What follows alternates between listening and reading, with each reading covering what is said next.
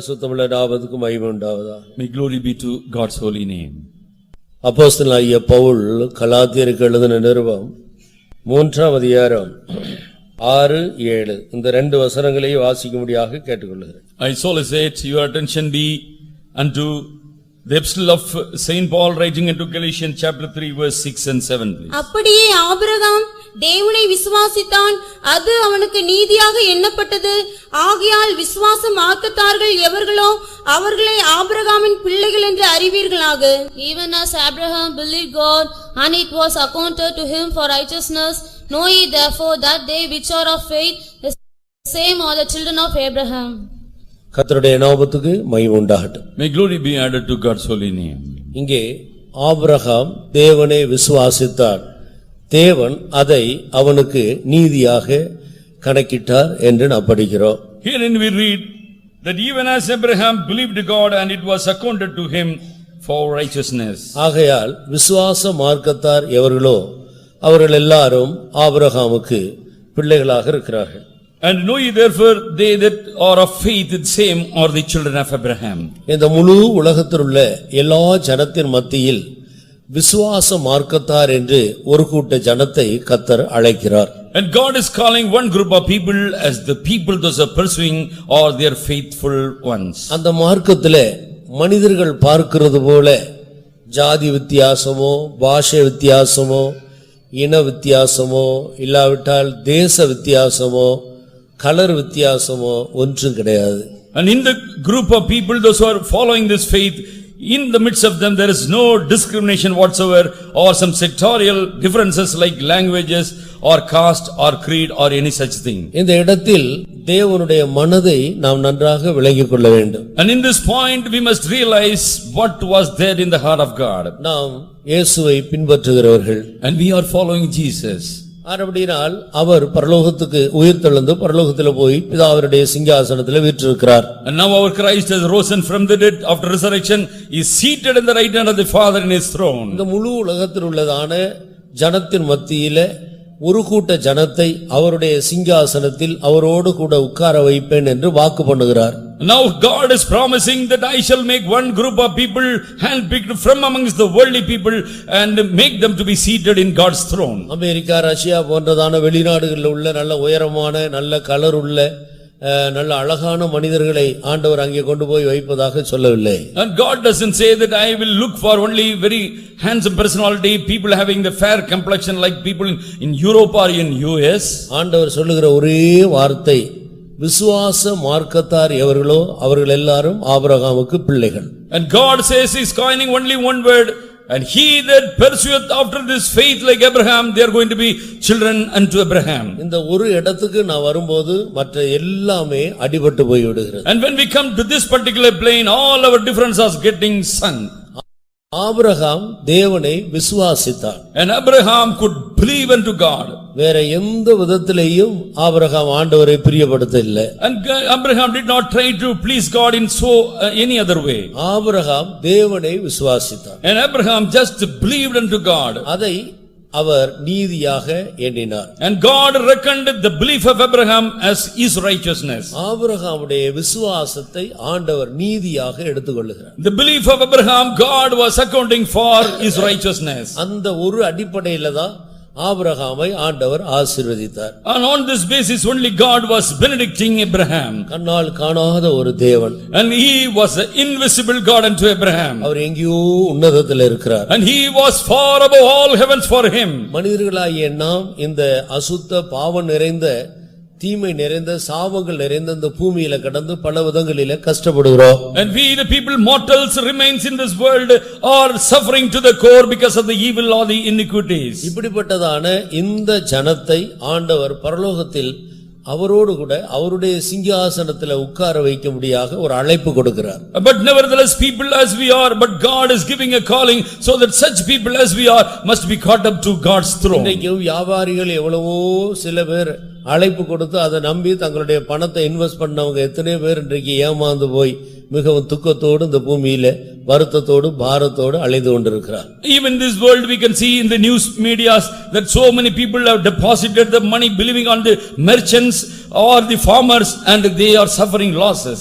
மனிதர்களை நம்பி மோசமான ஜனங்கள் ஏராளம். Therefore so many or empty number of people are being deceived by the calling of the merchants. மனிதர்களுடைய அழைப்பை மனிதர்கள் விசுவாசிக்கிறார். And man also is believing upon the calling of another man. அதை விசுவாசிக்கிறதுனால தான் தங்களுடைய பணத்தை முதலீடாக செலுத்துகிறார். And because they believe it upon a company or a firm, therefore they are depositing all their capitals. எத்தனையோ பேர் அதுல நஷ்டப்பட்டு போகிறார். But many people are suffering loss because of that. இது அனுதினமும் இந்த பூமியில நடந்து கொண்டே இருக்கிறது. But this is a Gog taking place every day in this world. கர்த்தருக்கு ஸ்தோத்திரம். Praise be to the name of the Lord. ஆனால் தேவனை விசுவாசிக்கிறவர்கள் ஒருபோதும் வெட்கப்பட்டு போகிறதில்லை. But nevertheless he that believe upon the Lord shall never be confounded. நாமும் மனிதர்களை நல்லவர்கள் என்று நம்பி மோசம் போன இங்கே எத்தனையோ பேர் உண்டு.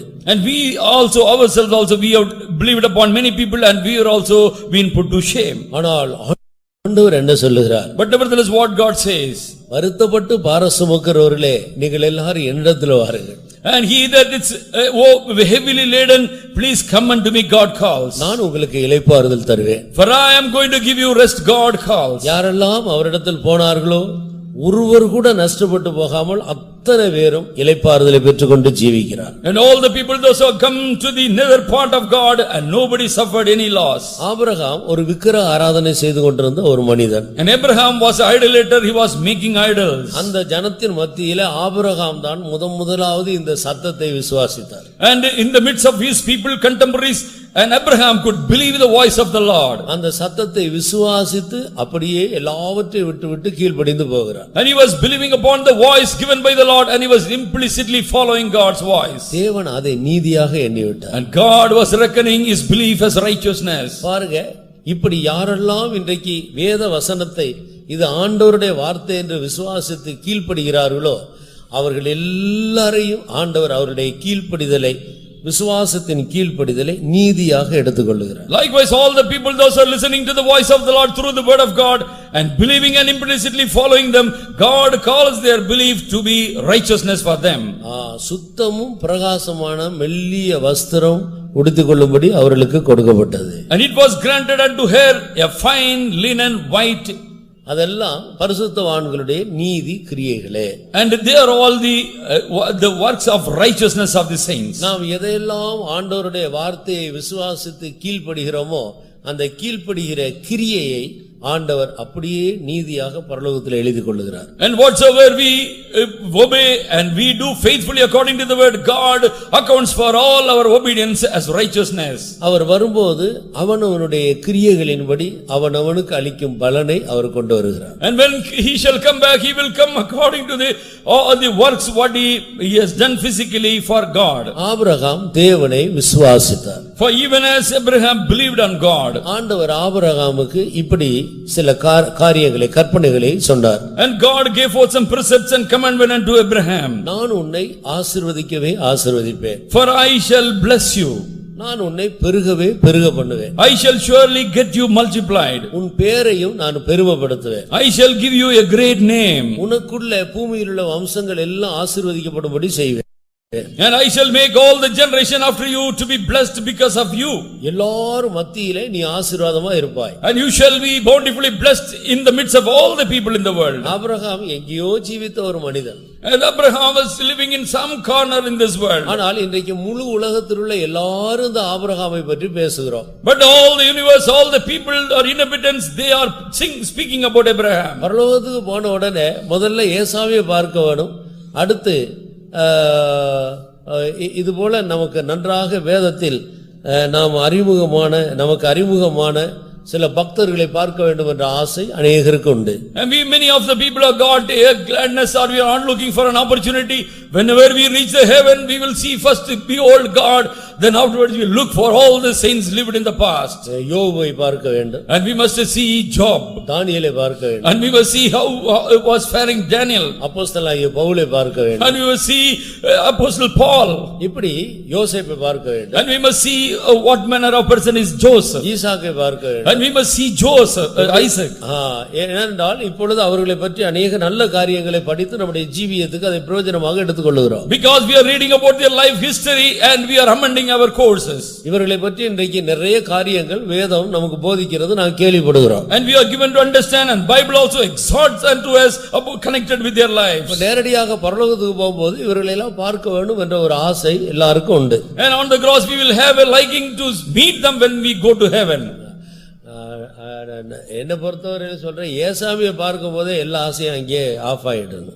And as for me, my opinion is, when I look to Jesus there, my all thirstiness will be getting vanished. இப்போ நிறைய ஆசைகள் இருக்கிறது, பரலோகத்துக்கு போனா இதை பார்க்கணும் அதை பார்க்கணும். And I have some other likeness also to see in heaven. ஏசாமியை பார்த்த உடனே வேற எந்த பக்கமும் பார்க்கிறதுக்கு ஆசையே வராது, அதையே பார்த்துட்டு இருக்கோம். But when we see Jesus in the midst of all people, all our desire shall be ending up there. நான் ஒரு நாள் பரலோகத்தை பற்றி இப்படி ஒரு சொப்பனம் கண்டேன். And I saw a vision connected with heaven once. ஆண்டவர் சிங்காசனத்தில் உட்கார்ந்து இருக்கிறார். And God was in his throne. முழு அங்கி வெண்ணங்கி தரித்து கொண்டு அநேக பரிசுத்தவான்கள் அங்கங்க ரொம்ப பிஸியா ஆக்டிவா இருக்கிறார். And multitudes of saints clothed in white robes, they were working here and there in heaven. இங்க போறாங்க அங்க போறாங்க, எங்கேயோ என்னென்னமோ நடக்குது. ஆனால் ஒரு நாய் அவருடைய முகத்தையே பார்த்துக்கிட்டு இருக்கு. அது இந்த பக்கம் முகத்தை அந்த பக்கம் திரும்புறதே இல்லை. But I was able to behold all people are working, are going here and there, hither thither, but there was a dog seated looking unto the face of God alone. சாதாரணமா நாய் எங்க சத்தம் கேட்டாலும் என்ன கேட்டாலும் அங்க எங்க பார்க்கும். But whenever generally when dog hears some voice, it shall be looking here and there. ஆனால் இந்த நாய் சிங்காசனத்துக்கு முன்னால உட்கார்ந்து இருக்கிறவரே, சிங்காசனத்தில் இருக்கிறவரை அதுக்கு முன்னால உட்கார்ந்து கொண்டு அப்படியே பார்த்துட்டு. But nevertheless I was able to see a dog with rapt attention looking into the face of the person who was seated in the throne. யார் போனாலும் யார் வந்தாலும் அந்த நாய் தன்னுடைய முகத்தை திருப்பவே இல்லை. The dog was not changing here or there if anybody is passing by. அப்ப எனக்கு அந்த சொப்பனத்துல தெரியுது, நாய் கூட பரலோகத்துக்கு வந்திருக்குதா. But I thought in my dream, how this dog has come to heaven. பிறகு சொப்பனம் முடிந்து உட்கார்ந்து யோசிக்கும் போது, புறஜாதியார்கள் தேவசித்த செய்யறதுனால ஆண்டவருடைய சமூகத்தில் எவ்வளவு அருமையாய் வந்து சேருகிறார்கள் என்று விளங்கிக் கொண்டேன். I was able to understand scripturally how the Gentiles as we are, but by doing the will of God, how they are been gathered into God's presence. புறஜாதியார்கள் கர்த்தரை விசுவாசிக்கிறதுனால தேவன் அவர்களை பரலோகத்திலே எவ்வளவு பெரிய இடத்துக்கு கொண்டு வந்து சேர்க்கிறார் என்று பாரு. And I was able to sense and realize, because the Gentiles as we are doing the will of God, and they are mercifully brought into the presence of the Lord. சிரோபேனிக்கேயா ஸ்திரீ தன்னுடைய மகளுடைய சுகத்துக்காக ஆண்டவரிடத்திலே போனாள்.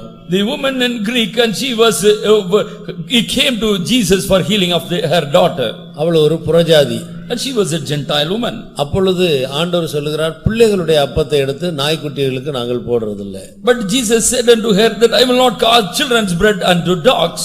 அப்பொழுது அந்த புறஜாதியாகிய ஸ்திரீ விசுவாசத்துல இப்படி ஒரு வார்த்தை சொல்லுகிறார். But with the faith coupled word, that this was her prompting. பிள்ளைகளுடைய அப்பத்தை நாய்க்குட்டிகளுக்கு போடுகிறது நல்லதல்ல. It is not good for me to offer children's bread unto dogs. உடனே அவள் சொன்னாள், அது உண்மைதான் ஆண்டவரே, ஆனாலும் நாய்க்குட்டிகள் பிள்ளைகள் சாப்பிடும்போது கீழே விழுகிற துணிக்கையை சாப்பிட்டுடுமே என்று சொல்லுகிறார். But she said, truth Lord, yet the dogs eat the crumbs that fall from master's table. இந்த விசுவாசத்தை ஆண்டவர் அவளிடத்துல கண்டார். And God was able to see that great faith in this woman. உடனே பிள்ளைகளின் அப்பத்தை தூக்கி கொடுத்து விட்டார். And immediately the children's bread was given unto that Gentile woman. அந்த புறஜாதியாகிய ஸ்திரீயினுடைய மகள் சுகமானாள். And the daughter got healed on that instant. பாருங்க, விசுவாசம் ஒரு மனிதனை எந்த இடத்துக்கு கொண்டு வந்து சேர்க்கிறது. Where the faith is bringing what type of person to which place. அப்ப கிறிஸ்துவ ஜீவியத்திலே விசுவாசம் மிக முக்கியமான ஒன்றாக இருக்கிறது. Therefore in Christian life, faith is paramount and is very very important. ஒரு கிறிஸ்துவ வாழ்க்கைக்கு மிக முக்கியமானது மூன்று. And three things are very very important for a Christian living. விசுவாசம், நம்பிக்கை, அன்பு. And the three things are the faith or hope and love. நம்முடைய இயேசுவை மத்திய வானத்துல நாம் தரிசிக்கிற வரைக்கும், இல்லாவிட்டால் நாம் கிறிஸ்துவுக்குள் நம்முடைய ஓட்டத்தை முடிக்கிற வரைக்கும் இந்த மூன்றும் நமக்கு மிக இன்றியமையாதவைகள். And up till we finish up our course in the world, up till we behold Lord in the mid sky, and we need these three entities very very importantly in us. விசுவாசம் இல்லாமல் மனிதர்கள் ஜீவிக்க முடியாது. And people cannot live a Christian life without this faith. எப்படி நம்முடைய சரீரத்துக்கு ஆகாரம், தண்ணீர், காற்று இதெல்லாம் தேவையாக இருக்கிறது. And how we need for living in this physical body water, air or some food. ஆகாரம் இல்லாமல் மனிதன் நீண்ட நாட்கள் இருக்க முடியாது. And without food man cannot live an enduring life. காற்று இல்லாமல் ஜீவிக்க முடியாது. Without air also he cannot live. தண்ணீர் இல்லாமல் ஜீவிக்க முடியாது. Without water he can never survive. அதே போல நம்முடைய ஆவிக்குரிய வாழ்க்கையில் விசுவாசம், நம்பிக்கை, அன்பு இது மூன்று இல்லாமல் ஒரு கிறிஸ்துவ வாழ்க்கை செய்யவே முடியாது. Likewise in Christian life also you cannot have a Christian good life without this hope, belief and love in God. இந்த மூன்றும் இந்த பூமியில இருக்கிற வரைக்கும் ஒரு மனிதனுக்குள்ள நிலைத்திருக்க வேண்டும். And all the three things must reside or abide in him as long as he is living on this earth. இவைகளில் அன்பு பெரியது. But greater than all the other things is love. அன்பு பெரியது என்று சொன்னாலும் இது மூன்றும் அத்தியாவசியமானதாக இருக்கிறது. Although charity is given an importance, but all three things are very very important. ஆனபடியால் விசுவாசத்தினால தான் ஒரு மனிதன் தேவனுக்கு பிரியமுள்ளவனாக மாறுகிறான். But onset a person is able to please God only because of his belief. விசுவாசம் இல்லாமல் தேவனுக்கு பிரியமாக இருப்பது கூடாத காரியம். For it is impossible to please God without faith. ஏனோக்கு விசுவாசத்தினாலே தேவனுக்கு தேவரிடத்திலே பிரியமானவன் என்று சாட்சி பெற்றான். And Enoch also obtained a good report because he was walking sojourning with God by faith. ஆண்டவருடைய வாக்குத்தத்தத்தை விசுவாசித்து இந்த பூமியில் அதுக்கு கீழ்ப்படிந்து ஜீவித்து ஏனோக்கு தேவனை பிரியப்படுத்தி விட்டார். And he was believing upon the voice of the Lord, lived on this earth with God, and he received a good report. அவர் மனிதனை பிரியப்படுத்துறதுக்கு அவர் என்ன சாப்பிடுவாரு, அதுக்கு அவருக்கு என்ன இஷ்டம்ன்றதை பார்த்து அதை குடிச்சு ஒருவேளை பிரியப்படுத்தி விடலாம். ஆனால் தேவனை விசுவாசம் இல்லாமல் வேற எதை கொடுத்தாலும் அவரை பிரியப்படுத்தி அவரை சமாதானப்படுத்த முடியாது. And we can appease people in the world or be in good books of the people by offering some good dainties, good food to them, but we cannot please God save this faith. உதாரணமாக கர்த்தராகிய இயேசு நம்ம எல்லாருடைய பாவங்களுக்காக சிலுவையில மரித்தார். For an illustration, our Christ has taken away all our sins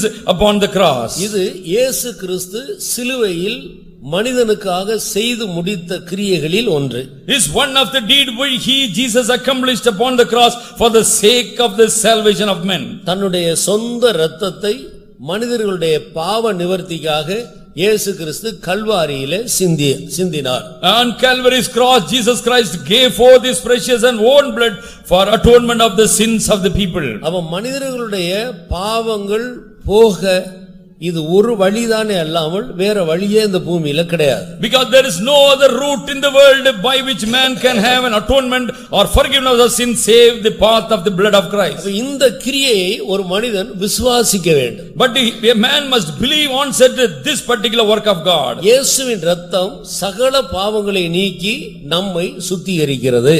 For the blood of Christ shall sanctify us from all our uncleanness or filth. உங்கள் பாவங்கள் சிவேரென்று இருந்தாலும் அது பஞ்சை போல வெண்மையாக மாறும். And although your sins are like to be a scarlet, but it shall become like a wool, God says. அது இரத்தாம்பர சிவப்பா இருந்தாலும் உறைந்த மலையை போல மாறும். Even though it is like a crimson red to the core, it shall become like a wool or white எத்தனை வருடம் தொடர்ந்து செய்து கரைபடிந்த ஒரு கடுமையான பாவமா இருந்தாலும் இயேசுவினுடைய இரத்தத்துக்கு முன்னால வரும்போது அது ஒன்றுமில்லாமல் கரைந்து முற்றிலும் வெண்மையாக மாறிவிடுது. Maybe a hardcore criminal committed very heinous crime, but nevertheless a drop of blood of Jesus comes upon him, he will be totally cleansed. இரத்தத்துக்கு எவ்வளவு பெரிய இயேசு கிறிஸ்துவினுடைய இரத்தத்துக்கு எவ்வளவு வல்லம் இருக்கிறது என்று பாருங்க. And consider what amount of mightiness or power the blood of Jesus possessed. ஒரு பாவி எத்தனை வருடம் பாவியா இருக்கிறான், எவ்வளவு பெரிய பாவம் செய்து பாவியா இருக்கிறான்றது கணக்கு இல்ல. And he may be a hardcore criminal, must have done this crime for an enduring time, it is no matter with Christ. இயேசு கிறிஸ்து எனக்காக இரத்தம் சிந்தினார், அவருடைய இரத்தம் என்னுடைய சகல பாவங்களை நீக்கி என்னை சுத்திகரிக்க வல்லமை உள்ளது என்று விசுவாசித்து அவன் அந்த இரத்த தண்டையில வரும்போது அது சாதாரணமாக அவருடைய பாவங்களை எல்லாம் ஆண்டவர் மன்னித்து அவனை பஞ்ச போல வெண்மையாக மாற்றிவிடும். But whenever he realized Jesus Christ died for my sin and for my all blunders, and when he believes upon the word, when he comes to him, it shall become like a wool or a snow. இயேசு கிறிஸ்து மனிதர்களுடைய பாவங்களை போக்கும்படி இரத்தம் சிந்தினார் என்பது கர்த்தராகிய இயேசு கிறிஸ்து கல்வாரியிலே செய்து முடித்த ஒரு கிரியை.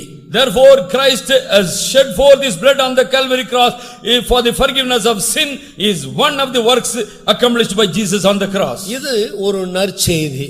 This is the glad tidings to all universe. இதை குறித்து கர்த்தராகிய இயேசு கிறிஸ்து இந்த பூமியிலே வெளிப்படுவதற்கு முன்பாக எத்தனையோ நூற்றுக்கணக்கான வருடங்களுக்கு முன்பாக, ஆயிரக்கணக்கான வருடத்துக்கு முன்பாகவே தீர்க்கதரிசனம் அறிவிக்கப்பட்டுக் கொண்டே வந்தது. There were prophetical voices coming forth before centuries or before thousands of years before Jesus was born that this is the way of salvation. முதல் தீர்க்கதரிசனம் பிதாவாகிய தேவன் ஆதியாகமத்திலே சொல்லி இருக்கிறார். And the first prophetical utterance was meted out by God the Father in book of Genesis. மனிதன் பாவத்திலே விழுந்து போன பிசாசினால் வஞ்சிக்கப்பட்ட அன்றைக்கே ஆண்டவர் அதை சொன்னார். And on the day man slipped and come short of his glory, God spake this particular word. உன் வித்துக்கும் ஸ்திரீயின் வித்துக்கும் உனக்கும் ஸ்திரீக்கும் பகையை உண்டாக்குவேன். That I will bring about enmity with you, with your seed and with your seed of the serpent. அவர் உன் தலையை நசுக்குவார். And he, the seed of you, will crush your head. இப்படி ஒரு தீர்க்கதரிசனத்தை நாம் ஆதியாகமத்திலே படிக்கிறோம். And we read about the prophetic utterance by God in Genesis. அந்த ஸ்திரீயின் வித்துன்னு சொல்றது கர்த்தராகிய இயேசு And வார்த்தை, தேவனுடைய வார்த்தை என்று நாம் அறிந்திருக்கிறோம். And we know the seed of this woman is Jesus Christ or the word of God himself. அந்த தீர்க்கதரிசனம் கல்வாரியில் இயேசு மரித்தபோது அது நிறைவேறிற்று. And this prophetical word of God came to a fulfillment when Jesus died on the cross. இயேசு கிறிஸ்து மனுக்குலத்துக்காக இரத்தம் சிந்தினார். And Jesus Christ, for the sake of the humankind, he shed forth his blood on the cross. இது சகல ஜனங்களுக்கும் அறிவிக்கப்பட வேண்டிய ஒரு நற்செய்தி. This is the glad tidings must be propagated to all the universe around the world. நீ யாராயில் ஒரு புதிய ஆத்மாவை பார்த்தா, நீங்க என்ன மதம்னு சொல்லிட்டு உங்க மதம் சரியில்லை, நீ கும்பிடுற கடவுள் சரியில்லை, இப்படி சொல்ல வேண்டிய அவசியம் இல்ல. Suppose you look to a person and ask him from which religion he has come, a new soul, don't say that you are worshipping to some idol. இயேசுவே உங்களை ரொம்ப நேசிக்கிறார்னு சொல்லி பாருங்க, யாரும் உங்களை ஒண்ணும் பண்ண மாட்டாங்க. Suppose you speak to the Gentile saying Jesus is loving you, he can never speak anything against you. உங்களுடைய பாவத்துக்காக இயேசு சிலுவையில மரித்திருக்கிறார். And for your sin's sake Jesus Christ died on the cross. நான் இப்படி எல்லாம் பாவம் செய்து கொண்டு ஜீவித்தேன் ஒரு காலத்துல. Once upon a time I was also sinning in my life in my days past. நானும் இயேசுவை நம்பினேன். And I was also believing Jesus. இப்போது என் பாவத்தை எல்லாம் இயேசுவை மன்னிச்சிட்டார். Now Christ has forgiven all my sins. இத்தனை வருடமா பாவம் செய்யாமல் ஜீவிக்க ஆண்டவர் உதவி செய்து வருகிறார். And now God is helping me so that I am not going or committing sin for such a long time. நீங்களும் இயேசுவை நம்பி பாருங்க. And you also just try to believe Jesus. உங்க பாவத்தை ஆண்டவர் மன்னிச்சிட்டு உங்களுக்கு சமாதானம் தருவார். And God will forgive all your sins. God shall impart peace unto you. இதுதான் சுவிசேஷம். And that is the glad tidings. இந்த நற்செய்தி எல்லாருக்கும், சூரியனுக்கு கீழே பூமியில ஜீவிக்கிற எல்லாருக்கும் அறிவிக்கப்பட வேண்டிய நற்செய்தி. And this is the glad tidings are good news. The gospel must be propagated, preached to all people under the sun. இது ஒரு தேவனுடைய with. But this is the seed of God. இதுக்குள்ள ஜீவன் இருக்கிறது. And there is a life hidden in that seed. நீங்க ஒரு நல்ல விதையை மண்ணுக்குள்ள போட்டா மழை அது எத்தனை மாதமானாலும் சரி அங்க உள்ளே கிடக்கும், வருஷமானாலும் அங்கே கிடக்கும். மழை வரும்போது அது துளிர்க்கும். And suppose you are putting a good seed into the ground, but it shall be idle for some time. When the rain comes, it is going to be germinated and shooting forth the plant. நீங்க யாரை பார்த்தாலும் இந்த 4 வார்த்தை சுருக்கமா அவங்களுடைய இருதயத்துல போட்டுடுங்க. But go to any person, speak to them, but summarily speak the 4 words of Christ unto them. இதுக்கு ஒரு நிமிஷம் கூட ஆகாது. But it will not even take 1 minute of your time. அந்த விதைக்கிற நேரம் தான், தூக்கி அப்படி போட்டு போயிட்டே இருக்க வேண்டியது. It is the time of just sowing seed, 1 minute it shall take. அதன் பிறகு ஆண்டவர் தன்னுடைய வேலையை செய்வார். And then our God shall be doing his own salvation work. நீங்க அதை விட்டுட்டு கூப்பிட்டு ஒரு சேர் போட்டு உட்கார வச்சுட்டு அவங்க தெய்வம் சரியில்லைன்னு ஒரு 1.5 மணி நேரம் பிரசங்கம், அதுக்கு பிறகு இன்னொரு 1.5 மணி நேரம் உங்களை பற்றி சாட்சி, இதையெல்லாம் சொல்லி அனுப்புனா கூட ரட்சிக்கப்படுறது கஷ்டம். Suppose now you are inviting the person to be seated in a chair for 1.5 hours, you will speak ill about their gods and their religion. 1.5 hours you will be speaking about your life, but there is not going to be any form of salvation. அடுத்து உங்களை எங்கேயாயிலும் பார்த்தா இந்த ஆள் இங்க இருக்கிறார் போனா மாட்டிக்கிறோன்ட்டு அடுத்த தெருவுக்கு தப்பி ஓட பாப்பாங்களே தவிர உங்களை மறுபடியும் பார்க்கிறதுக்கு விரும்பி வர மாட்டாங்க. But suppose there is another chance of they meeting you, but they will look to other side and other street, they will be fleeing, they will not come and contact you. நீங்க ஒரு வார்த்தை ஆண்டவருடைய வார்த்தையை போட்டுட்டு போயிடுங்க, அது அவங்களுக்குள்ள கிரியை செய்யும். அடுத்த நாள் உங்களை தேடி அவங்க வருவாங்க. But put only one word of God unto their heart, but they shall come after you, seeking after you on the next day. அப்போ இயேசு கிறிஸ்து கல்வாரியில் மரித்தார். Jesus Christ died for our sins on cross. நம்முடைய பாவங்கள் அற அவருடைய இரத்தம் நம்மை கழுவ வல்லமை உள்ளது. And his blood is well able to purge and sanctify us from all our sins. இது இயேசு கிறிஸ்து செய்து முடித்த காரியம். And this is one thing Jesus Christ already accomplished for our sake. யாரெல்லாம் இதை விசுவாசித்து அவர் அண்டையில வருகிறார்களோ அத்தனை பேரையும் அவர் ஆசீர்வதித்து விடுதலையாக்குகிறார். And God is going to bless all the people those who are believing this word and come unto them. God is going to set them free. நம்முடைய பாவங்களை அறிக்கையிட்டால் நம்முடைய பாவங்களை மன்னிப்பார். And suppose you convict and say all your sins with remorse, he will forgive us. இயேசு அண்டையில போய் அவர் எனக்காக கல்வாரியில மரித்தார் என்றதை விசுவாசித்து நான் செய்த பாவத்தை ஒன்னையும் மறைக்காம அவர்கிட்ட சொல்ல வேண்டும். And I must go to Jesus, be seated upon beneath the cross and say, Lord, these are all the things I have done in my life.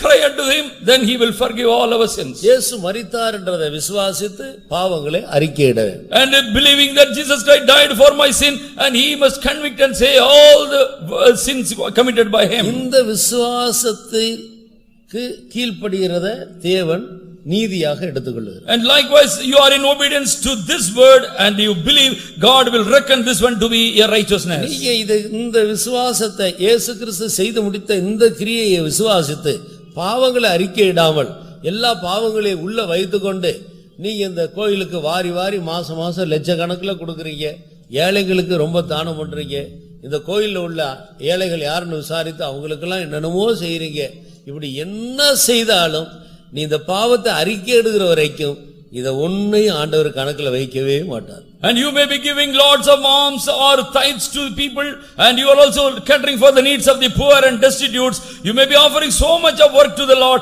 but God will not account for all your deeds in this world. தன் பாவங்களை மறைக்கிறவன் வாழ்வடைய மாட்டான். He that hideth his sin shall never prosper.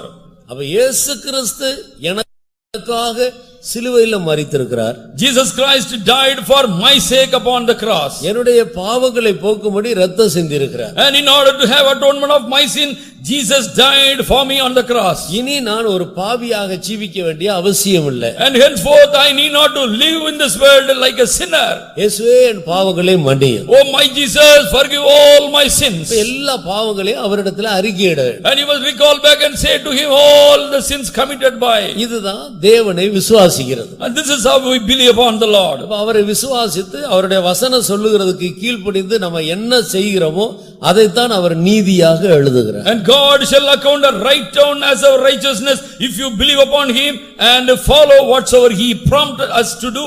Abraham தேவனை விசுவாசித்தார். For even as Abraham believed on God. ஆண்டவர் சொன்னார், ஆபிரகாமே நான் உன்னை ஆசீர்வதிப்பேன். And God said to Abraham, Abraham, I will bless you. ஆனா நீ ஒன்னு செய்ய வேண்டும். But you got to do one thing. உன் தேசத்தை விட வேண்டும். And you must leave your country. உன் ஜனத்தையும் விட வேண்டும். And you must leave your kindred.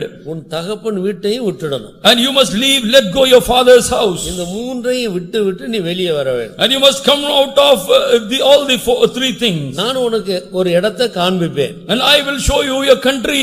அந்த இடத்துக்கு நீ போகணும். But you must go to that destination. இப்படி ஒரு 4 காரியங்களை ஆண்டவர் ஆபிரகாமுக்கு முன்னால வைத்தார். And God placed 4 such things, statements before Abraham. நம்ம என்ன சொல்லுவோம், நீ சொன்னபோது எல்லாம் ஆசீர்வதி, அதுக்கு பிறகு நான் அந்த நாளுக்கு கீழ்ப்படி.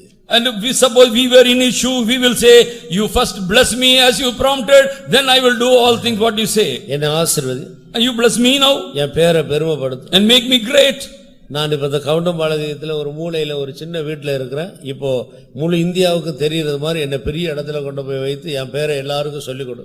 And I am in a corner in Countambalayam, but make me a renowned person in this country, then I will do whatsoever you say. என் தொழிலை ஆசீர்வதி. And you must bless my business. என் பிள்ளைகளுக்கெல்லாம் நல்ல நல்ல இடத்துல கல்யாணம் நடக்கட்டும். That my children must be wedded with good people. அதுக்கு பிறகு நான் உம்மை விசுவாசி. And then I will believe upon you. அதுக்கு பிறகு நான் கீழ்ப்படி ஞானஸ்நானம் எடுக்கிறேன். And then I will obey and be baptized in waters. N factory சரியா ஓடாம இருக்கு, அது நல்லா ஓடட்டும், ஞானஸ்நானம் எடுக்கிறேன். And I shall get the baptism when my factory is running well and normal. என் மகளுக்கு ரொம்ப நாளா கல்யாணம் நடக்காம இருக்கு, ஒரு நல்ல கல்யாணம் நடக்கட்டும், அப்புறம் ஞானஸ்நானம் எடுக்கிறேன்.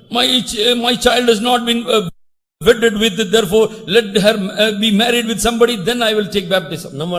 நம்முடைய ஆட்கள் பண்ற பொருத்தனையை கவனிச்சு பாரு. And consider what manner of covenant we make with God. ஆண்டவர் சொல்லுகிறார், நீ கீழ்ப்படி, அதை நான் நீதியா கணக்கிடுகிறேன். But God said to Abraham, you obey and I shall reckon this one to be your righteousness. நான் சொல்லுகிறோம், எனக்கு ஒரு நல்ல கார் கிடைக்கட்டும், அப்புறம் நான் ஞானஸ்நானம் எடுக்கிறேன். And but we say to God, God give me a good car, then I will get baptism. எனக்கு ஒரு நல்ல வீடு கிடைக்கட்டும், அப்புறம் நான் ஞானஸ்நானம் எடுக்கிறேன். And I shall be baptized only if I receive a palatial house. சரி, நான் உனக்கு வீடும் தர வேண்டாம், நீ ஞானஸ்நானமும் எடுக்க வேண்டாம், உனக்கு எனக்கு சம்பந்தம் வேண்டாம், நீயா இருந்துக்க, நானா இருந்துக்கிறேன்னு ஆண்டவர் சொல்றார். யாருக்கு நஷ்டம்? And now who is going to suffer loss if God says, and I will not give you a good house or a vehicle, and I will be alone, and you let you also be like that. தேவனிடத்துல போய் நாம் தர்க்கம் பண்ணுறதுக்கு இடமே கிடையாது. And we all the mortal people cannot go and argue with God. அவர் தேவன். He is God. ஆனபடியால் அவருடைய வார்த்தையை நான் விசுவாசிக்கிறேன். And we must believe upon every voice of him. ஆபிரகாமுக்கு இப்படி சொன்ன உடனே ஆபிரகாம் உடனே அந்த தேசத்தை விட்டார். And Abraham, when God spake unto him, immediately he let go his country. உடனே அவருடைய சொந்தக்காரங்க ஜாதிகளை எல்லாம் விட்டார். Instantaneously he let go all the kindreds and kith and kin from him. உடனே பெற்றோர்களை விட்டார். And immediately he let off his parents away. ஒரு பைத்தியக்காரனை போல எல்லாவற்றையும் விட்டு அந்த ஊரை விட்டு வெளியே போயிட்டே இருக்கிறார். And now he was walking out of the country as an insane person, lunatic person in the sight of the world. என்ன ஆபிரகாம், எங்க போற? Abraham, where are you going now? இல்ல, ஆண்டவர் எல்லாத்தையும் விட்டுட்டு இப்படி போக சொல்றாரு. And God saying me, I must renounce everything and I must walk. அவர் எங்க இருக்கிறாரு? Where is he? எப்படி காட்டுறது? ஆபிரகாம் எப்படி காட்ட முடியும்? How Abraham will show this was the God who spoke. சரி, எங்க உன்னை போக சொன்னாரு? And where he had told you to go? எங்கேனே தெரியல, காண்பிக்கிற இடத்துக்கு போனாரு. இதெல்லாம் விட்டுட்டு வெளியே போனாதான் ஒருவேளை ஏதாவது இடத்தை காமிக்கிறாரு என்னவோ தெரியாது. He has not shown me a destination, but he told me I must go, then he will show me the place. ஆபிரகாமுடைய கீழ்ப்படிதலை கவனித்து பாருங்க. And see what manner of obedience Abraham exhibited. எத்தனையோ வருஷம் காத்திருந்து ஒரு குமாரன் கிடைத்தார். And after so much of waiting, God gave him a son. இந்த குமாரனை போய் மோரியா மலையில பலி செலுத்துன்றார் ஆண்டவர். And again God said, this son must be put upon the altar to be slain as a burnt offering. பலி செலுத்துறது மாதிரி நீ கொண்டு போய் அப்படி கையை காலையை கட்டி மேல வை, அப்புறம் நான் உன்னை விடுதலை ஆக்கிடுவேன், அப்படி ஆண்டவர் சொல்லல. God did not tell him that you place him upon the altar as a burnt offering, then I will do something, you can receive him back. பலி செலுத்து. And God said, you offer him as a burnt offering. ஒரு வார்த்தை Abraham பேசல. And Abraham could not speak even a word. என்ன ஆண்டவரே, எத்தனையோ வருஷத்துக்கு பிறகு நீ வாக்குத்தத்தத்தின் குமாரன்னு சொல்லி கொடுத்தீரே, நீர் இப்படி பலி செலுத்த சொல்றீரே, எப்படி மறந்துட்டீரா? சொன்ன ஞாபகம் நம்ம என்ன இப்படி கேட்போம், அன்னைக்கு இப்படி சொன்னதை மறந்துட்டீங்களா நீங்க? அப்படின்னால இது இப்படி மறுபடியும் பலிபீடத்துல வச்சு பலி செலுத்த சொல்றீங்களே அப்படின்னு நம்ம 1000 கேள்வி கேட்போம். And we could have asked thousands of questions to Lord, you gave me this son, but you gave me after so much of time, and you prompted him to be my seed. Now you are telling me to put him in the sacrifice. தன்னுடைய மனைவி கிட்ட கூட சொல்லல. He did not even share it with his wife. ஏன்னா மனைவி கிட்ட சொல்லிட்டா அதெல்லாம் முடியாதுன்னு சொல்லி பையனை கூப்பிட்டு வீட்டுக்குள்ள அடைச்சு போட்டு லாக் பண்ணிட்டு நான் விட மாட்டேன்னு சொல்லி. Suppose he is divulging this truth, and the Isaac or son will be locked. அதனால மனைவி கிட்ட சொல்ல இல்ல. Therefore he did not divulge the truth to wife. வேலைக்காரன்ட்டே சொல்ல இல்ல. Neither he did not to the servants. வேலைக்காரன் திடீர்னு இந்த காலத்துல இருந்தா ஒரு செல்போன் வச்சு சாராளுக்கு சொல்லிடும். Suppose the present time a servant will immediately put the cell phone and speak to Sarah and say the developments. ஆராதனை நடந்துட்டு இருக்கும்போதே செல்போன் அடிச்சிடும். But in worshiping time somebody's mobile was ringing. கர்த்தருக்கு ஸ்தோத்திரம். Praise be to the name of the Lord. ஆனபடியால வேலைக்காரனுக்கு சொல்ல இல்ல. So he did not divulge this one to servants. ஈசாக்குக்கு சொல்ல இல்ல. And he did not sell to his own son Isaac. என்னப்பா விறகு இருக்கு எல்லாம் இருக்குது, எதை பலி செலுத்த போறீங்க? ஆட்டுக்குட்டியை காணாமேங்க, அதைய பத்தி நீ ஏன் மகனை கவலைப்படுற? ஆண்டவர் பார்த்துக்கிறார். And Abraham and Isaac asked him, Father Abraham, we have firewood, we have actually fire with us, but where is the lamb to be sacrificed? And he says, let God look for it. அந்த வாலிப பையனுக்கு சொல்லிட்டா அவன் என்னைய பலி செலுத்த போறான்னு ஒரே ஓட்டம் ஓடிட்டானா அந்த கிழமை எவ்வளவு தூரம் ஓடி பிடிக்கிறது? Suppose the son, this message is flashed into the son, if he is fleeing away, how the father Abraham could grab him or follow him? ஆண்டவருடைய வார்த்தைக்கு கீழ்ப்படிகிறதுல ஆபிரகாம் எவ்வளவு கவனமா இருக்கிறார்னு பாரு. How much carefulness Abraham had to obey the voice of the Lord in his life. ஆனபடினால்தான் ஆபிரகாமை இன்றைக்கு விசுவாசிகளின் தகப்பன்னு வச்சிருக்கிறார். And therefore God gave him or ascribed Abraham to be the father of the faithful ones. நம்முடைய ஆண்டவர் முழு உலகத்துக்கு பிதாவா இருக்கிறார். Our God is the father of all the people of the universe. Abraham விசுவாச மார்க்கத்தாருக்கு தகப்பனார். But Father Abraham is father unto the believers. கர்த்தருக்கு ஸ்தோத்திரம். Praise be to the name of the Lord. பரிசுத்த மார்க்கத்தாருக்கு தகப்பன்னு போடல. It is not that people, those are holy people, for him their father.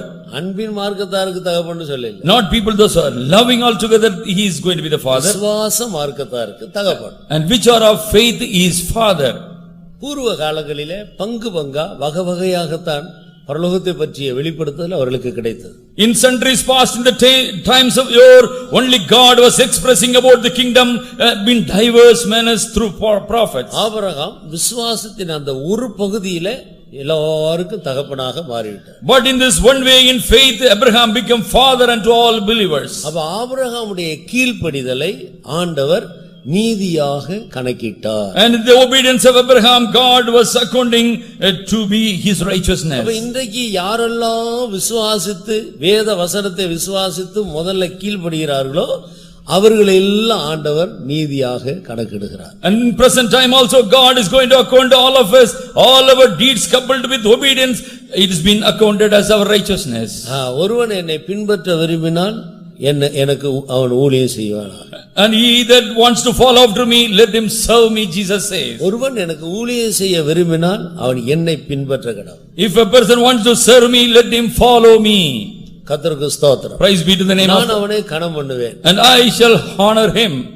அவன் நம்ம என்ன சொல்லுகிறோம், என்ன கனம் பண்ணுங்க, அதுக்கு பிறகு நான் வந்து ஊழியம் செய்வேன். But we will say, Lord, first honor me, then I will come and serve you. எனக்கு இப்படி எல்லாம் செய்தா நான் ஊழியத்துக்கு வருவேன். When you meet all my conditions, then I shall do all these things to you. எங்க வீட்ல இவ்வளவு கடன் இருக்கு, அந்த கடனை எல்லாம் அடைச்சிட்டா நான் வரேன். And if you make all my debts to recede and go away, then I will come and serve you. ஆண்டவரிடத்துல நம்ம சொல்ற பிரமாணங்கள். And the precepts of us we are posting unto God. என் தங்கச்சிக்கு இன்னும் மேரேஜ் நடக்கல, அது நடந்துட்டா நான் வரேன். My younger sister has not been married with, after their marriage I will come and serve you. எங்க வீட்டுக்கு இன்னும் ஒரு சொந்த வீடுல வாடகை வீட்டுல இருக்காங்க, ஒரு வீடு கொடுத்துட்டா நான் எங்க அப்பா அம்மா அந்த வீட்டுல வச்சிட்டு நான் ஊழியத்துக்கு வரேன். And we do not have a own shelter or a house for dwelling, and give us a own house, then I will leave my parents there and come and serve you. இந்த மனுஷருடைய நீதி எல்லாம் தேவனுடைய பார்வையில் அழுக்கான கந்தை. But all the righteous deed of man is considered to be filthy rags in the sight of God. அதெல்லாம் தேவனுடைய பார்வையிலே நம்ம இப்படி சொல்றது பேசுறதெல்லாம் அருவருப்பா இருக்கு. It is abominable things what we prompt unto the Lord likewise. ஆண்டவருடைய வார்த்தைக்கு விசுவாசத்தோடு அப்படியே கீழ்ப்படிய வேண்டும். And we must believe upon the word of God, and instantaneously we must obey his voice. முன்பின் ஒன்று யோசிக்க கூடாது. And we must not think something added or something receding. ஆண்டவர் ஒரு மனிதனை பார்த்து சொன்னார், நீ என்னை பின்பற்றி வா. And God called one person, follow after me now. எங்க அப்பா அடக்கம் பண்ணிட்டு வர. And that lad said, let me bury my father. அது வீட்ல இருக்கிறவங்க பாத்துக்குவாங்க, நீ வா. And let them do in the household, the dead people, let them bury him, you come. தேவனுக்கு ஒரு மனிதன் எவ்வளவு கீழ்ப்படியணும்னு தேவன் எதிர்பார்க்கிறார்னு பாருங்க. To which degree God is soliciting or looking for obedience in us. இன்றைக்கு சில பேர் எத்தனை வருடமா இங்க வந்து சுவிசேஷம் கேட்டுட்டு போயிட்டே இருக்கிறாங்க, இதுவரைக்கும் ஞானஸ்நானத்துக்கு கீழ்ப்படிய விருப்பம்.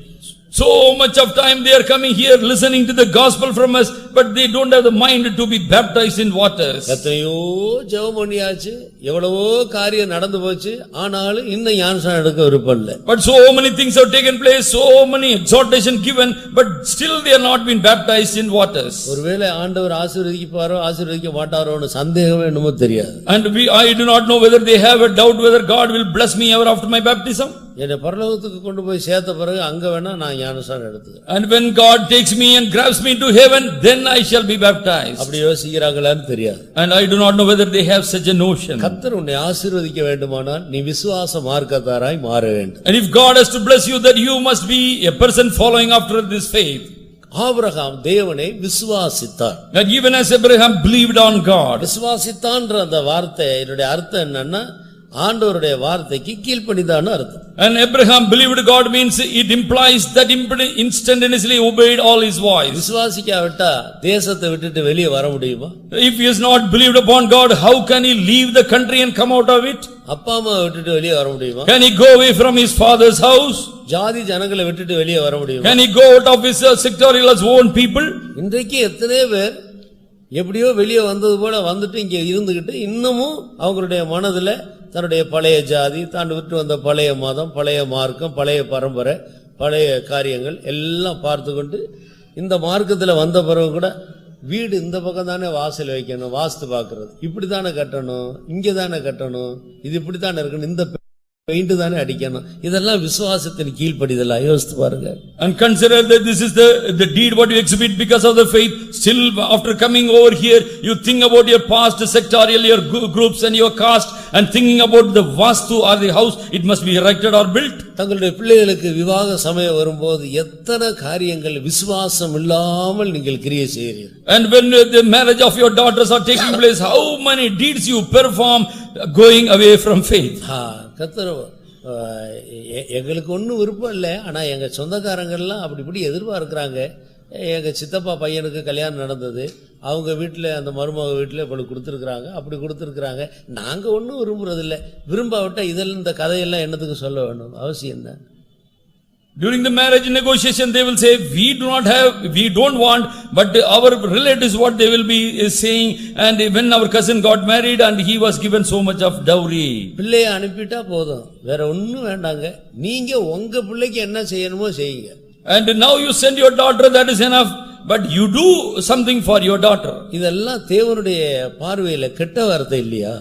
Is it not a slang we use in the sight of God? கெட்ட வார்த்தைகள் ஒன்று உங்கள் வாயில பிறக்க கூடாதுன்னு ஆண்டவர் சொல்ல இல்லையா? The God said that like slandering word must not emanate from our mouth. தேவனுடைய சாயலின்படி சிருஷ்டிக்கப்பட்ட ஒரு மனுஷிக்கு கொடுக்கிற மதிப்பை விட அவங்க கூட வர்ற பணத்துக்கும் பொருளுக்கும் நம்ம மதிப்பு கொடுக்கிறோம், அது விக்கிர ஆராதனை இல்லையா? Is it not an idolatry that we are going to evaluate the things that is going to follow with the daughter when we do or offer or look for bribe or a dowry? ஒரு பையனை வைத்துக்கொண்டு அந்த பையனுக்கு ஒரு கல்யாணம் fix பண்ணி அந்த கல்யாணத்தின் மூலம் தன்னுடைய எத்தனையோ வருட கடன் அடைச்சு தன்னுடைய காரியங்களை எல்லாம் அந்த ஒண்ணுலே சாதிக்கலாம்னு சொல்லி பிரயாசப்படுறது எவ்வளவு பெரிய பாவம். Oh, how much a great sin it is because of the one son who is going to be married with, because of him you are going to take money from the other party and you are going to solve all your problems and debts. ஞானஸ்நானம் எடுத்து சபையில வந்து சேர்ந்ததனால நம்ம விசுவாச மார்க்கத்தார் ஆயிட்டோமா? And because we after baptism that we have come to a fold in the church, we are become followers of the faith. விசுவாச மார்க்கத்தாருடைய அர்த்தம் என்ன? What is called which are of faith? விசுவாச மார்க்கத்தார் எவர்களோ அவர்கள் ஆபிரகாமுக்கு பிள்ளைகள். And which are of the faith, following after faith, they are the children unto Abraham. அப்ப விசுவாச மார்க்கம்ன்றது ஒவ்வொரு காரியத்திலேயும் நம்ம ஆண்டவருக்கு கீழ்ப்படிகிறதானே விசுவாசம். And the faithful train in which we mark means we are obeying God in everything. இன்னைக்கு எத்தனை காரியங்கள் நாங்க விசுவாச மார்க்கத்தில் இருக்கிறோம் என்று சொல்லிவிட்டு விசுவாசத்துக்கு புறம்பா பண ஆசை பொருளாசையில எவ்வளவு காரியங்கள்ல நாம் இடம் கொடுத்து கொண்டு ஜீவிக்கிறோம். And we are saying that we are in the religion of faith, but we are going away from the oracles and doing so many blunders in our life. அப்படினால் ஆபிரகாமை கவனித்து பாரு. And wherefore consider Abraham. அவன் தேசத்தை விட்டான். He left go the country. மறுபடியும் அந்த தேசத்துக்கு அவன் திரும்பி போகவே இல்லை. And never he walked back to that country. அவன் ஜனத்தை விட்டான். He let go his people. மறுபடியும் அந்த ஜனத்தை அண்டைக்கு தான் போய் சேரல. And never he walked back into the fold of his own people. அங்கிருந்து ஒரு பெண்ணை எடுத்து தன்னுடைய மார்க்கத்துக்குள்ள இந்த விசுவாச மார்க்கத்துக்குள்ள கொண்டு வருகிறானே அல்லாமல் தான் போய் அவங்க மார்க்கத்துக்குள்ள சேர இல்லை. And he wants to bring one of his kindred as the helpmate to his son, but not that the son will go to their group. கர்த்தருடைய நாமத்துக்கு மகிமை உண்டாகட்டும். May glory be to the name of the Lord. Abraham விட்டு வந்ததை திரும்பி பார்க்க இல்லை. And Abraham did not stagger and look back the things what he renounced. இன்றைக்கு சில பிலிவர்ஸ் தவறான வியாக்கியானம் பண்ணிக்கொண்டு விசுவாசத்தை விட்டு விலகி ஜீவிக்கிறார். Sadly, having a wrong notion, many people are going away from this path of faith. Abraham ஈசாக்குக்கு பெண்ணு அவருடைய சொந்த ஜாதியில தானே பார்த்தார், அதனால நம்ம பார்க்கலாம். அப்படி தாங்களும் விசுவாசத்தை விட்டு போய் கேட்கிற மற்றவர்களை கவிழ்த்து போடுகிறார். And some people are believing like this, that Abraham went and looked for the bride for his son in the same caste or people, therefore we can go and see for our caste. Eliezer கேட்கிறார், அந்த பெண்ணு இங்க வர மனதில்லாவிட்டா நான் என்ன செய்யணும்னு கேட்கிறார். And Eliezer the steward were asking to Abraham, if that woman in question is not willing to come, what shall I do? இந்த விசுவாசத்துக்குள்ள, இந்த பரிசுத்தத்துக்குள்ள, இந்த ஒழுங்குக்குள்ள வர விருப்பம் இல்லாவிட்டா நீ என் ஆணைக்கு நீங்களாயிருப்ப, விட்டுட்டு போயிடு. And Abraham retorted back, said, if she is unwilling to come to this fold, let her go, and you are away from my covenant. அப்படினால் விசுவாச மார்க்கத்தார் என்றால் இந்த விசுவாசத்தில் உள்ள ஆரோக்கியமான விசுவாசம்னு ஒரு விசுவாசம் இருக்கு, அதை காத்துக்கொள்ள. And therefore we are in the religious path of faith, means there is a healthy faith we must pursue after. விசுவாசத்திலே எதையும் நாம் கலக்க கூடாது. And we must not mingle or dilute this faith with anything else. சுத்தமான ஆரோக்கியமான விசுவாசத்திலே நம்மை பாதுகாத்துக் கொள்ள. And we must keep forth our faith in pristine purity.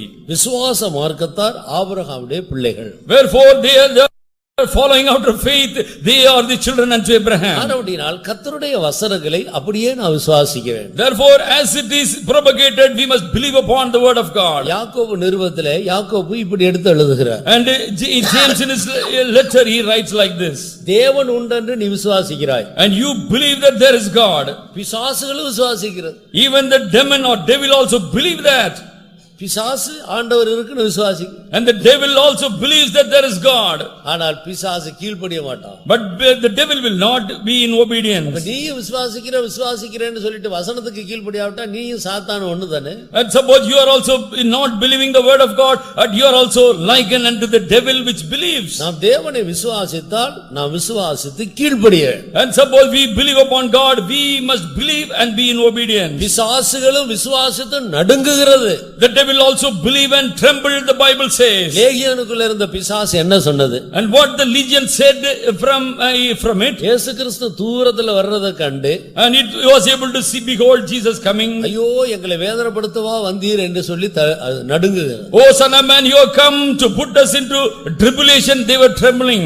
ஆனபடியால் நாமும் தேவனை விசுவாசிக்கிறோம். Therefore we are also believing upon God. பிசாசுகளும் விசுவாசிக்கிறது. The devil also do believe. விசுவாசித்து நடுங்குகிறது. And they believe and tremble. ஆனால் அது கீழ்ப்படிகிறது இல்ல. But nevertheless devil will not be in obedience. அவன் நடுங்குவா, எல்லாம் பண்ணுவான், ஆனா கீழ்ப்படிய மாட்டான். And he will tremble before God, but he will not be in obedience. மனிதர்களாகிய நாம் கீழ்ப்படிதலினாலே ஆபிரகாமுடைய சந்ததியிலே வந்து சேருகிறோம். And we the children or men, or we must, because our obedience must come to the religious path of Abraham. விசுவாச மார்க்கத்திலே வந்து சேருகிறோம். And we come to the religious path of faith. Ruth ஒரு மோவாபிய பெண். And Ruth was a Moabite woman. ஒருபோதும் தேவனுடைய ஜனத்துக்குள்ள வர்றதுக்கு வாய்ப்பே கிடையாது. And she has got no means or ways to come to the commonwealth of Israel. ஆனால் அவள் நகோமியோட பழகி இந்த விசுவாசத்தை கற்றுக்கொண்டு அதற்கு கீழ்ப்படிந்து எல்லாவற்றையும் விட்டு புறப்பட்டு வந்தாள். But nevertheless she moved with Naomi and learnt every oracles from her, and was set is going with her. பின்திருப்பி போவது குறித்து என்னோடு பேச வேண்டாம். And she says, entreat not me about my walking back to my fold. அவளுடைய விசுவாசத்தின் வார்த்தைகளை பாருங்க. And consider what manner of word, faithful word she covered out. அதை தேவன் கனம் பண்ணினார். And God was honoring the words of Ruth. இந்த விசுவாசத்தை கர்த்தர் கண்டு அந்த சந்ததியில தான் ஏசாமி பிறந்தார். And God looking into the faithful voice of Ruth, and Jesus came out of her stock. தாவீது அந்த சந்ததியில தான் வர்றார். And David also was from her generation. பாருங்க, ஒரு மோவாபிய ஸ்திரியை ஆண்டவர் எவ்வளவு ஒரு விசேஷமான ஒரு இடத்துக்கு கொண்டு வந்து சேர்க்கிறார். And consider what manner of woman she was, a Moabite woman away from commonwealth, how excellently she was posted now. கர்த்தருடைய வசனத்துக்கு நீங்க கீழ்ப்படிந்து பாருங்க. And now just obey the voice of God and look. என்னை கர்த்தர் ஊழியத்துக்கு அழைத்தார். And God called me for ministry. நான் ஊழியத்துக்கு என்ன ஒப்பு கொடுத்தேன். And I surrender myself to service. உடனே ஒப்பு கொடுக்கல, பல தர்க்கம் பண்ணி எப்படியோ போராடி கடைசியா வேற வழி இல்லாம அது இனிமேல் ஆண்டவருக்கு கீழ்ப்படிகிறதா, சரி இல்லாவிட்டா நமக்கு பயங்கர தொந்தரவு வரும்னு போய் கீழ்ப்படிஞ்சோம். And I had many reservation in me, I had many argumentation within. Then I thought, now there is no way to escape, I have to serve. அப்போது நீங்க ரோமன் கத்தோலிக்க மார்க்கத்திலிருந்து வந்திருக்கிறீங்க, நாங்க உடனே உங்களை எடுக்க முடியாது, போய் உங்க அப்பா அம்மா கிட்ட அனுமதி வாங்கிட்டு வாங்க. And you are hailing from a Roman Catholic religion, therefore we cannot induct you into ministry. Go and take a permission from your parents and come. இல்ல, வீட்டுக்கு போனா என்ன விட மாட்டாங்க, அவங்க இதுக்கெல்லாம் அனுமதி கொடுக்க மாட்டாங்க. என்னதானே ஆண்டவர் அழைச்சிருக்கிறாரு, எங்க அப்பா அம்மா இல்லையே, நான் தான் வரேன், என்னை எடுத்துக்கங்கன்னாலும் முடியாது. And I just entreated unto them, say that the God has only called me, please take me in ministry, but God has not called my father and mother who is in RC. ஆண்டவர் அழைத்தார், சரி இதுல இந்த மாதிரி ஊழியம் நம்மளால செய்ய முடியாதுன்னு சொல்லிட்டு பல வாக்குவாதம் பண்ணி எப்படியோ ஆண்டவருக்கு கீழ்ப்படிஞ்சு வந்தாலும் ஒரு பழமொழி உண்டு இல்ல, ஆண்டவர் வர கொடுத்தாலும் பூசாரி வர கொடுக்க மாட்டார், அதுபோல எடுக்கிறதுக்கு பயப்படுது. And because I am hailing from RC community, therefore I was not entered into ministry because they had so many reservations connected with my calling. கர்த்தருக்கு ஸ்தோத்திரம். Praise be to the name of the Lord. கடைசியாக எப்படியோ ஆண்டவர் என்னை எடுத்துக்கொண்டார். But at last somehow God has gathered me into his fold. அவர் கீழ்ப்படிய கர்த்தர் ஆசீர்வதிக்க ஆரம்பித்தார். When I was coming into obedience after obedience, then God started blessing me. தேவன் நம் வசனத்துக்கு எவ்வளவு கீழ்ப்படிகிறோம்ன்றதை ஆண்டவர் பார்க்கிறார். And God will only look unto us that how much obedience we exhibit for word of God. நீங்க ஒரு கேள்வி கேட்காம கீழ்ப்படிந்து பாருங்க. But do not post not even one question, but be in obedience. மாமிசத்தோடு இரத்தத்தோடு ஆலோசனை பண்ணக்கூடாது. But do not confer with the flesh and blood when God is calling you. ஒரு வீட்ல 10 பேர், There are 10 people in your family. ஒரு ஆளே ஆண்டவர் சந்திக்கிறார். And God is meeting one person. நீங்க 9 பேர்கிட்ட ஆலோசனை கேட்க கூடாது. And you must not go and seek the counsel of 9 others. உடனே ஆண்டவருக்கு கீழ்ப்படியா. Instantaneously obey the voice of God. கர்த்தர் உன்னை நீதியாக கணக்கிடுவார். And God will consider your activity as righteous. இன்றைக்கு எல்லாரும் இப்போது எல்லாரும் நான் சொல்ற காரியத்தை கேட்டு கீழ்ப்படிந்து வர்றதுபடி கர்த்தர் மாற்றிட்டார். And now God must make all the people to come to the fold to be in obedience. ஆனபடியினால் விசுவாச மார்க்கத்தார் தான் இந்த பாதையில தேவனை பிரியப்படுத்த முடியும், இந்த பாதையில முன்னுக்கு செல்ல முடியும். Therefore the people in the religious path of faith can please God and also to follow God's ways. நாங்க எதுவும் இந்த ஜாதியெல்லாம் பார்க்காம கீழ்ப்படிறதுக்கு ஆயதான். எங்க சொந்தக்காரங்களை ஏன் பார்க்க வேணும்? ஆண்டவர் சொந்தக்காரங்களை பார்க்க அழைத்தார். கர்த்தருடைய வசனத்துக்கு நடக்க வேண்டும். And you must tremble before the word of God, and you must not look to your caste or your people. இப்படி மாமிசத்தோடு இரத்தத்தோடு சொந்தக்காரங்க அவங்க இவங்க பேச்செல்லாம் கேட்டுதான் இன்றைக்கு அநேகருடைய வாழ்க்கையில முன்னுக்கு போக முடியாமல் தடுமாறி கொண்டு. Many people are getting offended, not able to progress spiritually because they look for the help or aids of all their people in the society. இந்த உத்தமமான கீழ்ப்படிதலை தேவன் எதிர்பார்க்கிறார். And God is looking for an upright or faithful path of religion. கர்த்தர் உங்களோடு வசனத்தை கொண்டு பேசி இதை விட்டுடுனா உடனே கீழ்ப்படிஞ்சு விட பிரயாசம். According to the word of God, if God prompts you with the word of God, immediately or absolutely must obey. இதற்கு கீழ்ப்படினா உடனே கீழ்ப்படி. And God says you must obey, immediately you obey. ஊழியத்துக்கு வான்னு கர்த்தர் உன்னோட அழைத்தார்னா உடனே கீழ்ப்படிங்க, மற்ற எல்லாவற்றையும் கர்த்தர் பார்த்து. Suppose God is calling you for ministering, immediately you come and obey God. God shall look for all other things. இவர்கள்தான் விசுவாச மார்க்கத்தார். And they are called to be the faithful ones to follow. இந்த கடைசி நாட்களிலே ஆண்டவர் விசுவாச மார்க்கத்தை நமக்கு காட்டி கொடுத்திருக்கிறார். In the fag end of dispensation, God has shown us the path leading unto faith life. இது கண்டு விசுவாசிக்கிறது இல்ல, காணாமல் விசுவாசித்து கீழ்ப்படிகிற மார்க்கம். It is the path in which not looking or by sight we follow, but by vision or by faith we follow. Bethesda குளத்தண்டையில இருந்தவங்களை பார்த்து இப்படி ஒரு பிரமாணம் கொடுக்கப்பட்டது. A precept given unto the people those who are by the side of Bethesda the pool that they must perform. குளம் கலக்கப்படும், முதல்ல இறங்குறவங்க சுகமாவாங்க. And when the troubling of the water shall take place, a person who goes into the water first, he shall be healed. எனக்கு சுகத்தை கொடுத்துரு, நான் முதலாவது குதிக்கிறேன். And one person was saying, firstly heal me, then I will jump into the pool. என்னாலதான் நடக்கவே முடியாது, நான் எப்படி அதுல இறங்குறது? How can I go into the troubled water when I am unable to walk? நீ ஆண்டவருடைய வசனத்துக்கு கீழ்ப்படியணும், சுகம் பெறணும்னு உண்மையான அந்த இருதயம் இருந்தா நடக்க முடியாவிட்டா உருண்டு விழு. But suppose you are unable to walk, but you want to be in obedience to the voice of the Lord, roll and go into the temple. கர்த்தருக்கு ஸ்தோத்திரம். Praise be to the name of the கீழ்ப்படிய Lord. விரும்புகிறவர்கள் எப்படியே கீழ்ப்படியலாம். And a person wants to obey, he can obey at any way. வசனத்துக்கு கீழ்ப்படியணும்னு ஒப்பு கொடுக்கும்போது நம்ம ஒன்றையும் பார்க்க வேண்டிய அவசியம் இல்லை. And if you have to obey the voice of the Lord, we need not look for anything else. ஆனபடியினால் கர்த்தருடைய வசனங்களுக்கு நடுங்குகிறவர்களையே நான் நோக்கி பார்ப்பேன். And therefore God says, I will look unto the people those who tremble at my words. வானம் எனக்கு சிங்காசனம், But heaven is my throne, பூமி எனக்கு பாதபடி. for earth is my footstool. இதுக்கு இடையில நீ என்னத்தை கொடுத்து என்ன பிரியப்படுத்த போகிறாய்? And how can you abuse me by giving forth some entity which you take from this earth? Marble இல்லன்னா கிரானைட் கல் வச்சு பெரிய ஆலயம் கட்டி தேவனை ஒரு மனுஷன் பிரியப்படுத்த முடியுமா? Can a man please God by putting some slab or some granite stone and make a temple for him?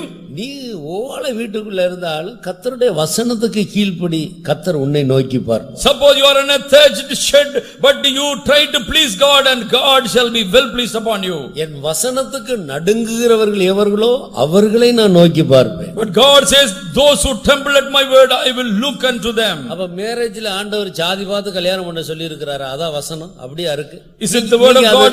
நீங்க அந்த வசனத்துக்கு நடுங்கி ஒரு தேவ பக்தியுள்ள ஒரு ஆளை கர்த்தர் தரட்டுன்னு சொல்லிட்டு ஒன்னும் பார்க்காம கீழ்ப்படியா விட்டால் எப்படி தேவன் நம்மை நோக்கி பார்ப்பார்? How can God behold us if you are not trembling before his word, but looking for some bride according to our heart?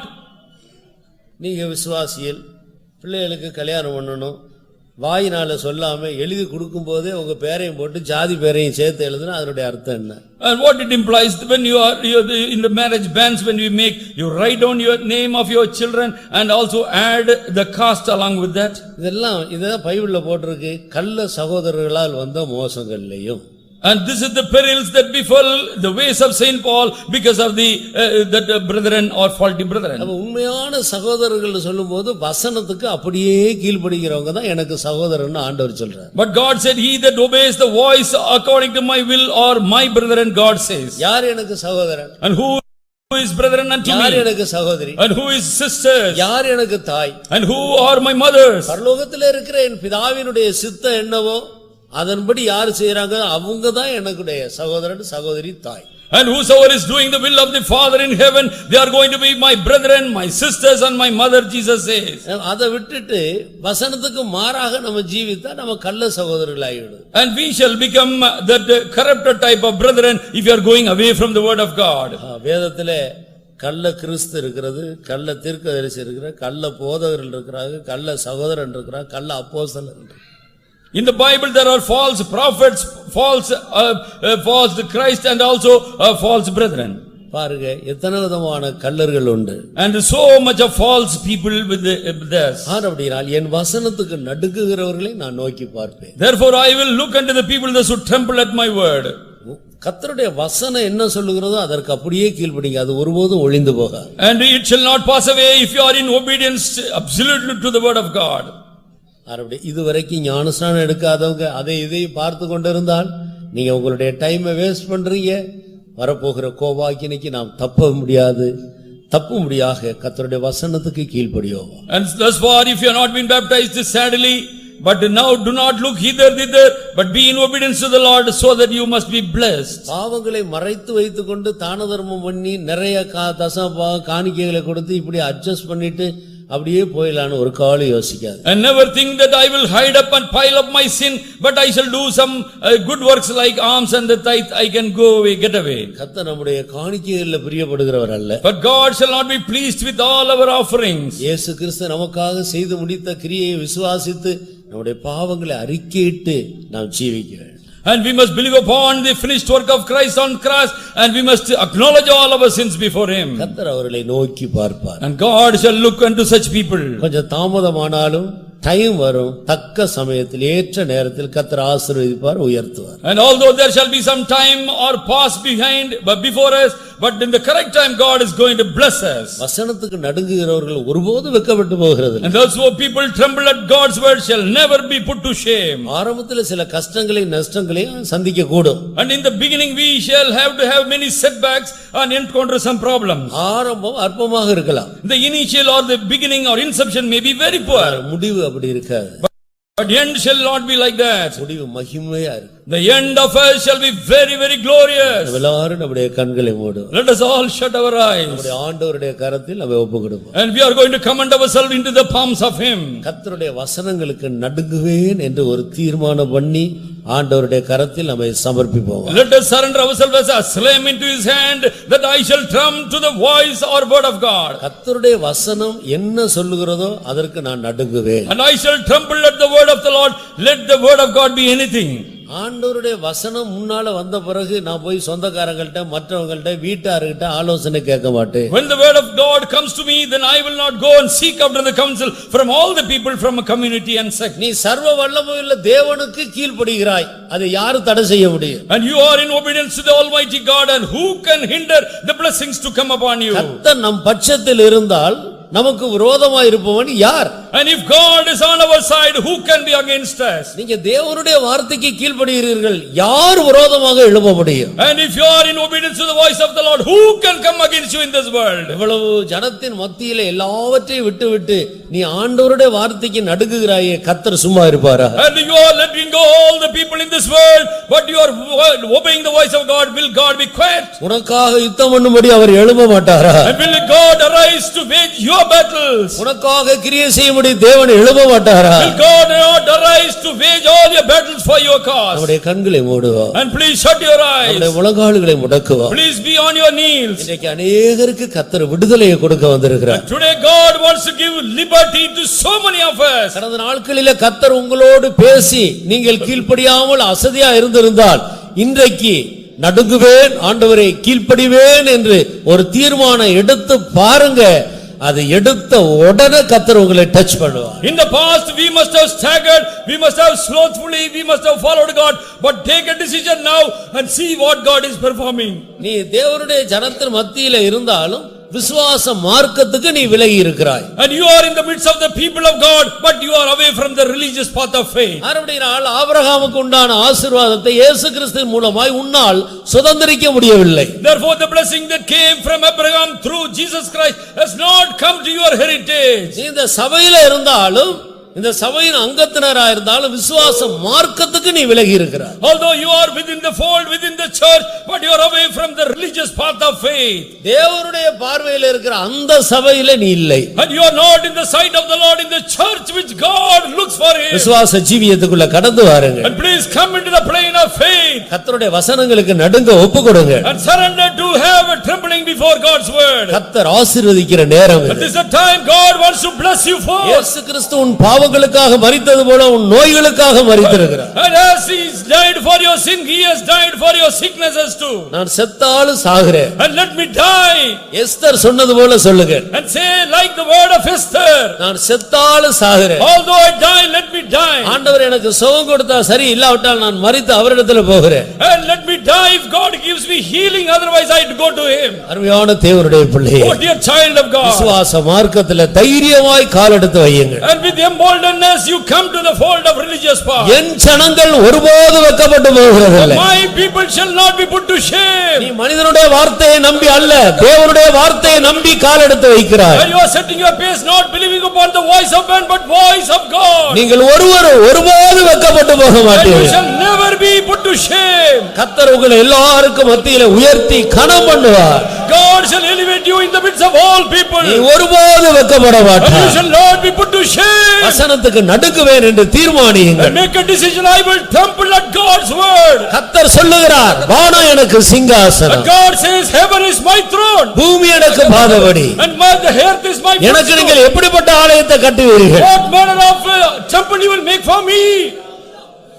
ஆவியில் நொறுங்குண்டு என் வசனத்துக்கு நடுங்குகிறவர்களையே நான் நோக்கி பார்ப்பேன். And they shall have contrite in the spirit and tremble at my word, I will look unto them. இன்றைக்கு கர்த்தர் இந்த கூட்டத்தில் உன்னை நோக்கி பார்க்கிறார். Today God is looking at you in this congregation. கர்த்தருடைய வசனத்துக்கு நடுங்குவேன் என்று தீர்மானம் எடுத்த உன்னை கர்த்தருடைய கண் பார்க்கிறது. The eyes of the Lord is beholding you. You take a decision, I will tremble at his word. கர்த்தர் உன்னை தொடுகிறார். And God is touching you.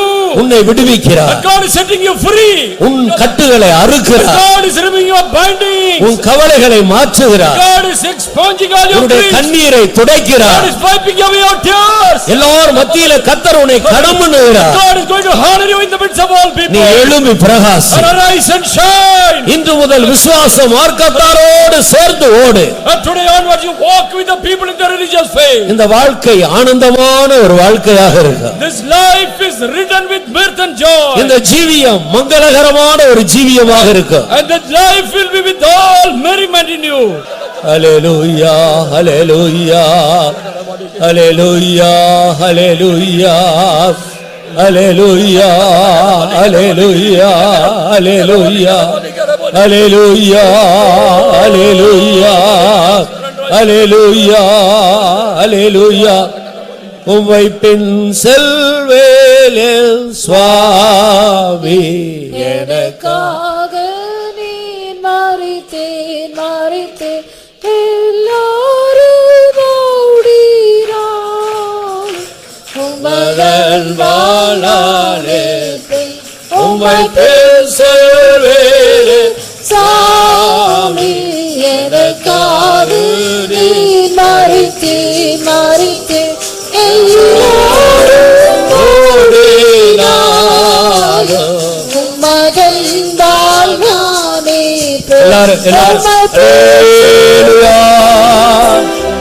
எல்லாரும் ஒரு தீர்மானம் பண்ணுங்க.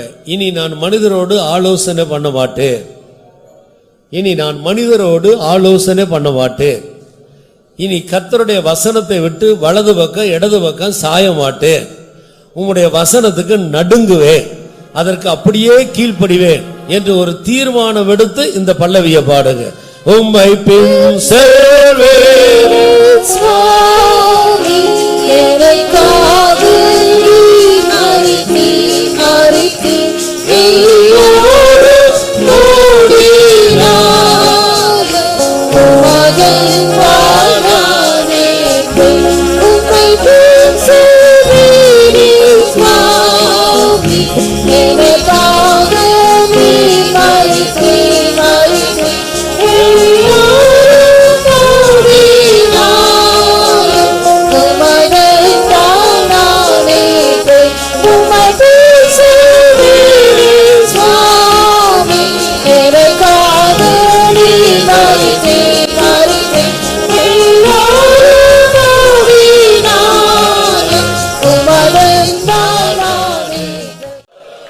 கர்த்தர் கொடுத்ததான இந்த ஆசீர்வதிக்கப்பட்ட வேலைக்காக ஸ்தோத்திரம் பண்ணுவோம்.